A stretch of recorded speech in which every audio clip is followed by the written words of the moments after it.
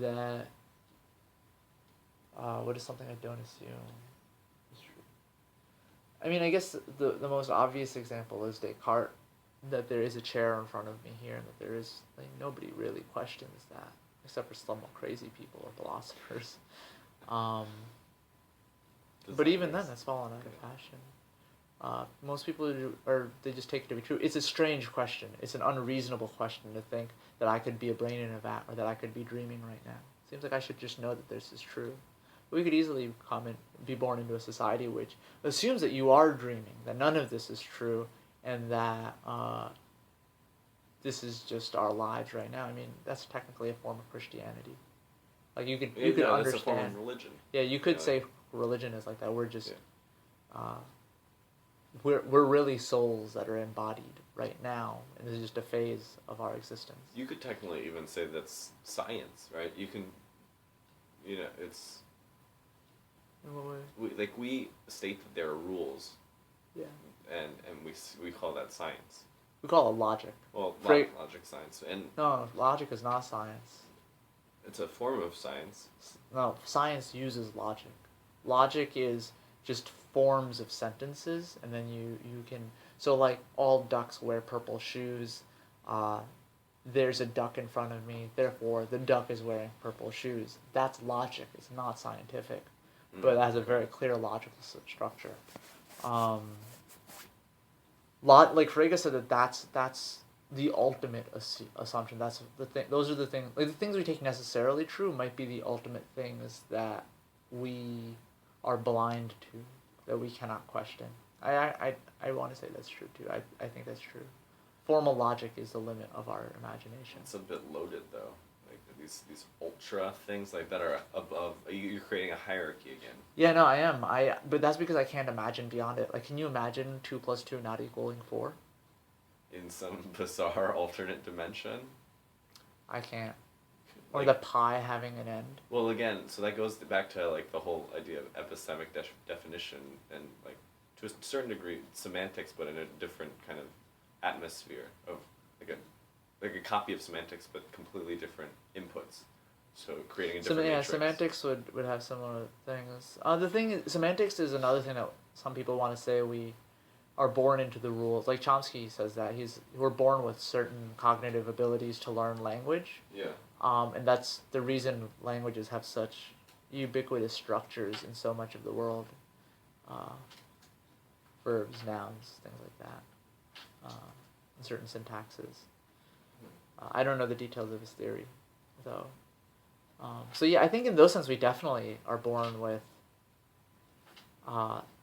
things we can't think outside of. Language, logic, mathematics. I don't think we can think outside of those things. But the things we can't think outside of, though, we take to be necessarily true. Not like fictions. I could imagine it not being true, but I can't imagine a case in which it's not true. Like, I can say 2 + 2 = 5, and I write a book where 2 + 2 = 5, and somebody had 2 tomatoes, and another person had 2 tomatoes, and they had 5 tomatoes. So, so assuming, like, that is the bomb, and we've kind of learned to love it, we've learned to accept it in all its kind of glory, or failures, or not failures.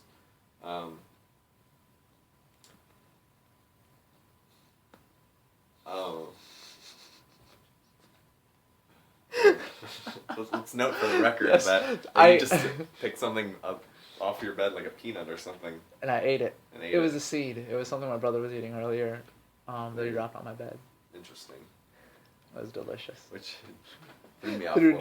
So now that now that we've assumed that we've gotten the bomb and we've learned to accept it, that language and mathematics is the bomb that we've learned, the ultimate bomb that we've learned to accept as true. Yeah. Where does that take us? Because this is, again, what I'm always trying to do right now at this very moment, and a lot of people are trying to, especially economists, right, because we make a big buck out of it, is assuming what we know now and how we can project that and, locate the projections pretty accurately. Do you think there's something we could do do you think there's an economic or some kind of projection or extrapolation off of, if language and mathematics are things we can't think outside of, what does that mean? Yeah. I No, mean, what does that mean, and what does that mean for like, you know, the future. Yeah. What does that mean for the future? Yeah.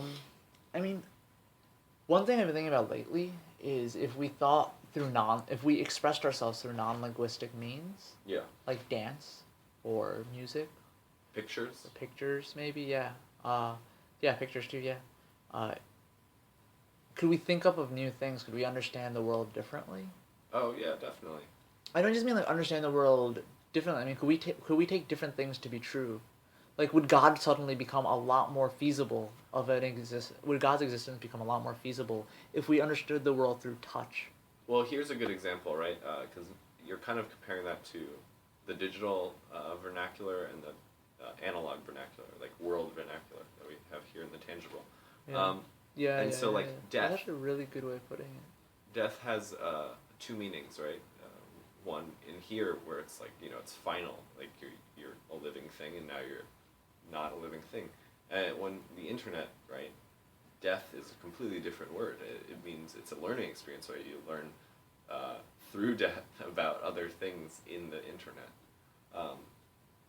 such as like I'm primarily thinking of like a video game, right? Because that's what we're kind of used to talking about death in. And so when you die in a video game, you either come back or not Start come back, over, or yeah. like restart Yeah. all over. And so there's a time kind of punishment based on that. But besides that, like you've learned, it's like you've learned something from dying. Like that one thing is deadly in this atmosphere of the digital, when you couldn't do that in the physical here. Well, you could to a certain degree, right? We learn from others' mistakes. So we're kind of this one being in this state, when it's strange because we're this one being in the digital state. We're sharing all this information, while in the physical, we're sharing kind of this tangibility of this world. I'm not sure where I was going with this specifically. I guess I mean, it was more so based if you on... want to think about the analog and digital limitations to the same limitations of tactile and intellect, or like the things we sense versus the things we think about, run parallel, or we can draw analogies to the things that are analog to the things that are digital, and then we can continue to compare that to what was that last thing we said? Cyber life versus Right. real life, the tactile life. Maybe we can say, if we can figure out in what way understanding the world through intellect versus understanding the world through our senses limits us, we can then figure out in what way we're limited by a cyber life that we're not limited by in a actual life. So what you're saying is we can project, I think, into this matrix, and then get possibly projection out of what we're projecting in, the input. I'm not sure what you mean. Say it differently. I can tell you what I'm saying. Yes, again. please. What I'm saying is we understand what we experience, assuming that this is the actual life, Yeah. and that it's not a simulation. Assuming that, and that there's this difference between our mind and our bodies, that there's this like understanding the world intellectually versus understanding the world physically that is separate. And you can make a fairly clear distinction. You can say, these are my propositional beliefs, and these are my kind of emotional or kind of sensory beliefs. Like, And you're saying they don't exist in both the digital and the analog? no, what I'm saying is, if we understand that kind of dichotomy or that kind of difference, Yeah.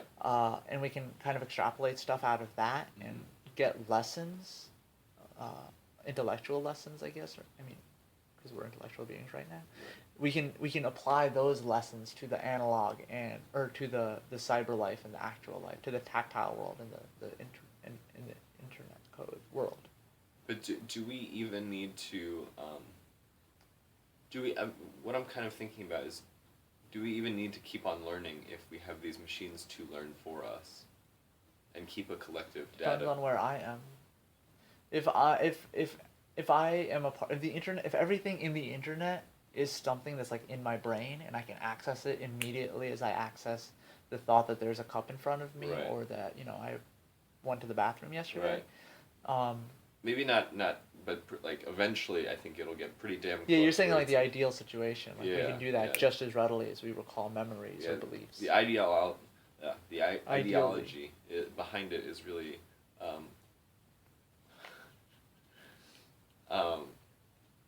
My brother how keeps many dropping stuff peanuts on my do you bed. have on your bed?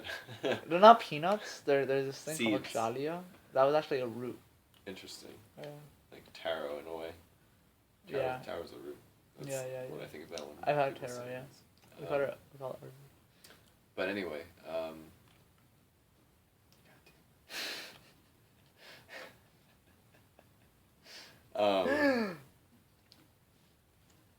We could just pause it and go back a little bit. yeah, let's pause.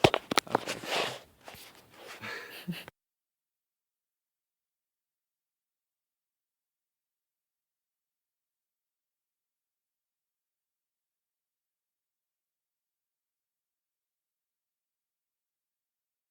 Starting it again, so we can start this again. Oh, okay. I thought it was already started. No No. worries. Okay.